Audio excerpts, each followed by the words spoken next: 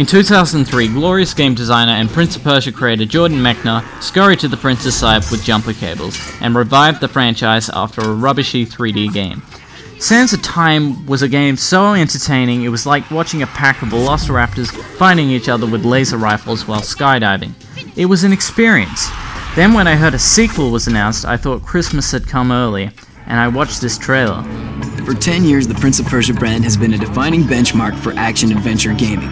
So when we started imagining potential concepts for the sequel, we wanted to keep the best of the Sands of Time design, but also innovate to make the experience even more memorable. I remembered it alright.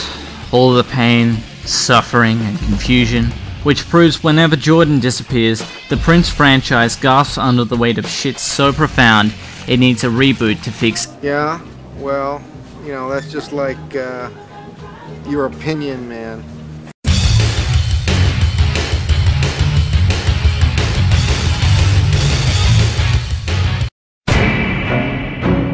The game starts with a seemingly inescapable cutscene. Why? I can't get out of it. In fact, all the cutscenes in the game can't be skipped.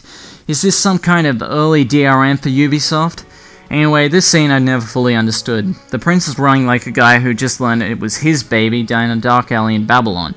We see his trademark platforming stunts as he flees from this shadowy force, showing off a lot of unnecessary moves which would probably only put him in greater danger for wasting time trying to balance on beams which probably couldn't even support his weight! He's running from the Dahaka, a giant goat with horns which form the infinity symbol. This sinister goat is the physical manifestation of fate, and about the only thing that's really awesome in this game. Now, the prince is trapped by him and has no choice but to fight. But what happens next? We never find out!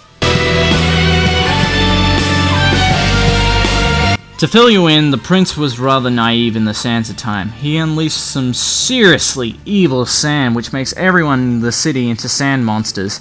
But he turns back time and everything is cookies and cream again. Years after that, the Dahaka appears for his cheating of fate and chases him relentlessly to the point where the prince's entire physical appearance has changed such that he looks like a regular goth kid loitering outside McDonald's. He also has a new voice actor and much larger muscles. This isn't the prince I remember. Why does Ubisoft have to change his look every game? We always knew that he was going to be a really agile, acrobatic guy. He's not, like, muscle-bound. He's more the kind of clever trickster.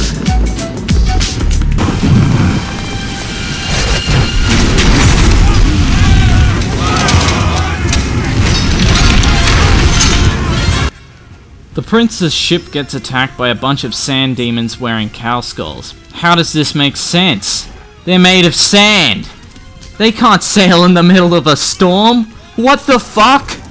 They'd be torn apart by the water. Who are they anyway? It's never fully explained.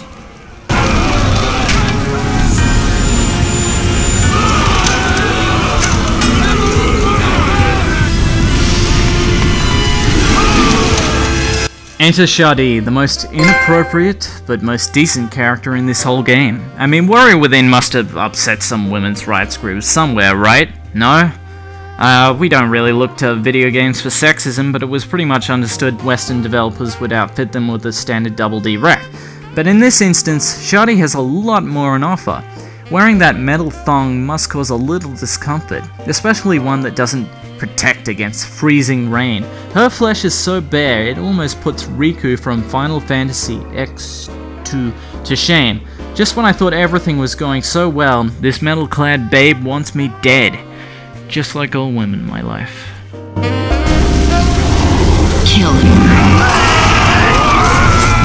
About this time, the prince leaps into action, and I know in a review which is going to target the atrocities of the game, it's uncommon to say so, but I actually really like the combat system. If this was implemented in Sands of Time, the game would literally be perfect. You can pull off neat tricks like dual weapon swings, grabs, rapid attack speeding cruises, and decapitations. However, I think you should know that there are some serious problems with it which actually make it the worst kind of combat system in every action-adventure game ever. And, well, I'm going to explain it later, you'll see.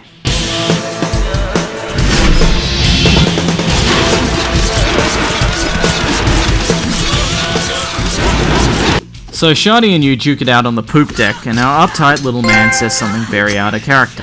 Bitch! Again, this is not the old prince, the one that would make sarcastic jokes every 2 seconds. Anyway, he's a prince, not Charlie Sheen. And just when things are about to get interesting, Shadi boots him in the head and into the drink. The Empress.